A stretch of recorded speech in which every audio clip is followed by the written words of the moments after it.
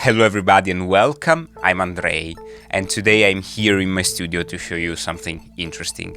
In the last video I talked about no input mixing techniques and did a pretty basic tutorial about it. It was super nice to see that you were interested in it and yeah, I got a lot of questions in the comment sections.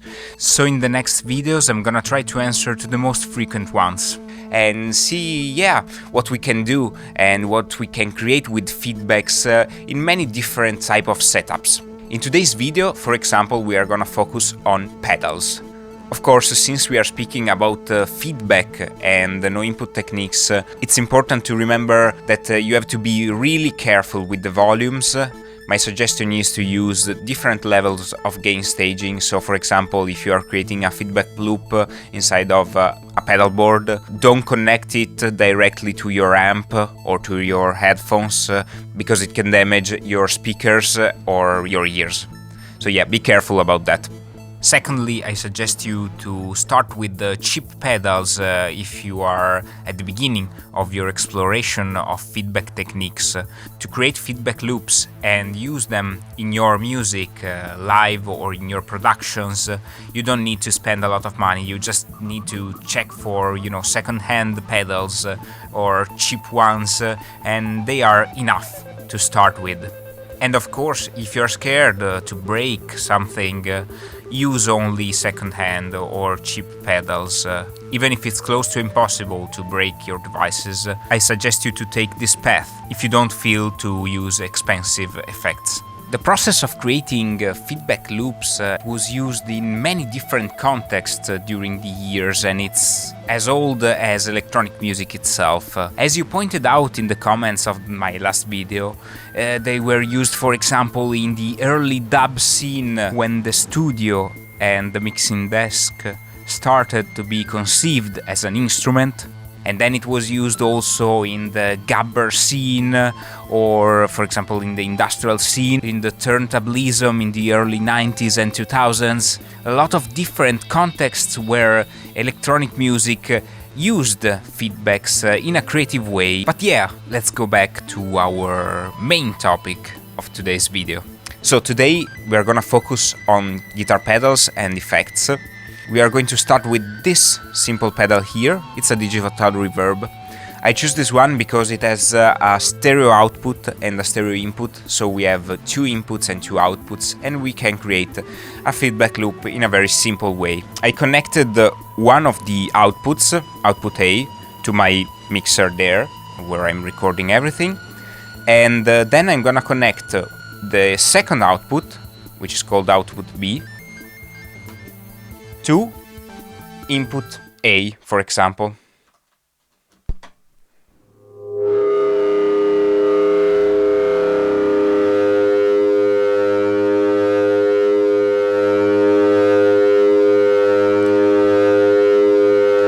This is a feedback, obviously. Let's see if we can manipulate it moving some of these knobs.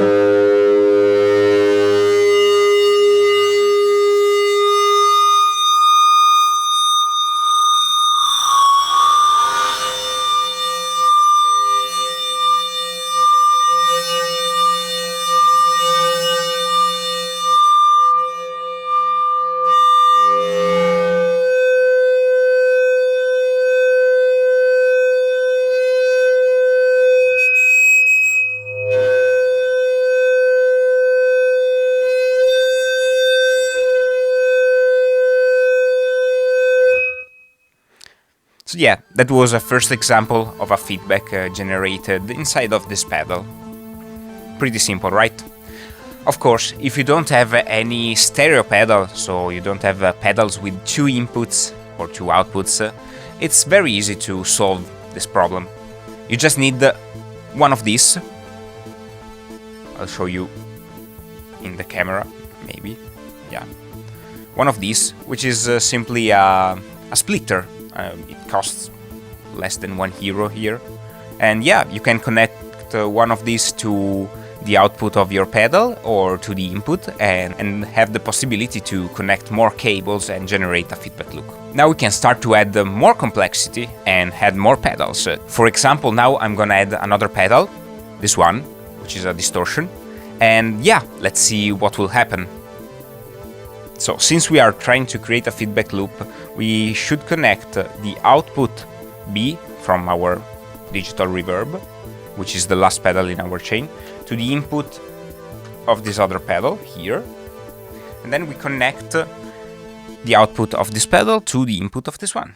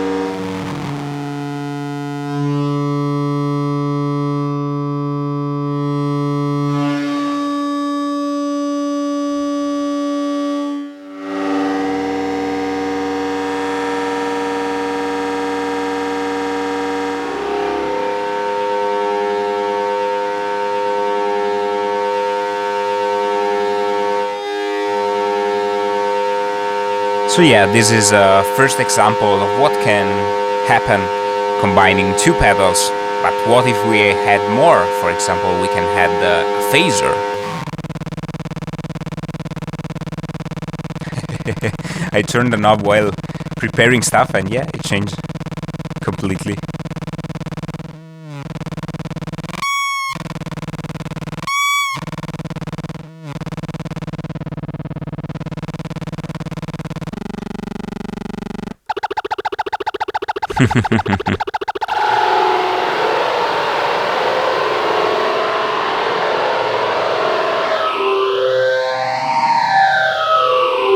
Ooh.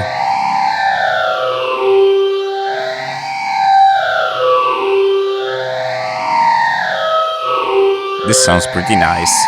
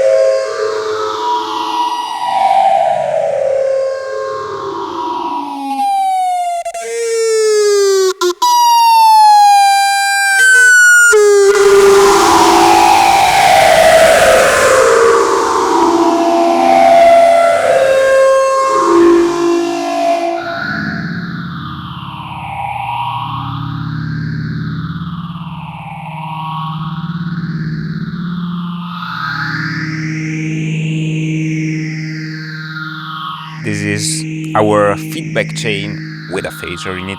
But of course, you can create whatever type of feedback chain, adding many different type of effects and combining them in different ways.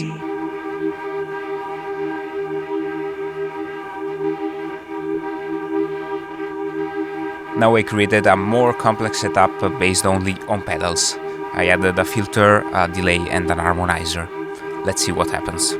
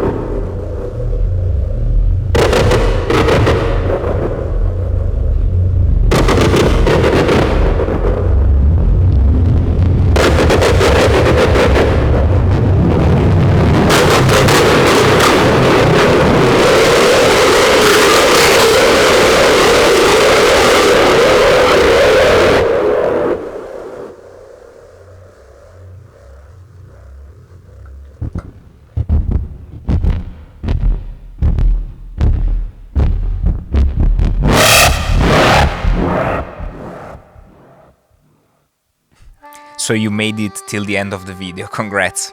In the next video we are gonna focus on different type of ways of creating feedbacks in different setups. For example, one of the next videos will be about rack units. Very cheap rack effects that you can find in the used market or in the thrift store or in music stores.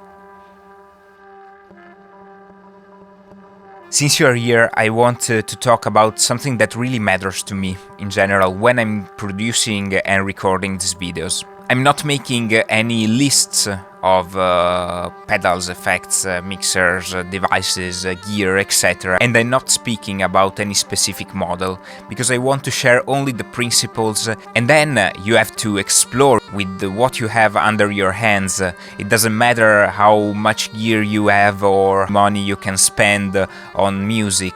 The thing that matters to me is to share the ideas and the principle, so you will be able to build your own specific technique, your own specific sound, and yeah, probably it will inspire you in making some new discoveries, or maybe to create something in an unusual way for your workflow. That's all that matters to me. So thanks everyone for tuning in. I hope you appreciated this video and I hope you enjoyed it. And yeah, see you very soon, somewhere out there. Bye!